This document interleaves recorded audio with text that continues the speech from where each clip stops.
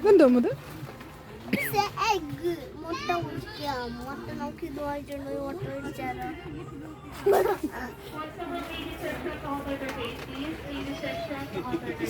വാവ്, super അമ്മോ. അത് കാണാൻ നല്ല രസമുണ്ട് അമ്മോ. എടുത്തേത്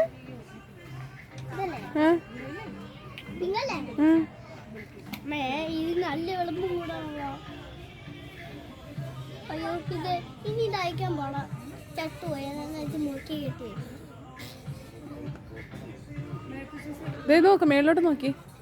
കൊമ്പുള്ളതിരിക്കുന്നു. വേണ്ട,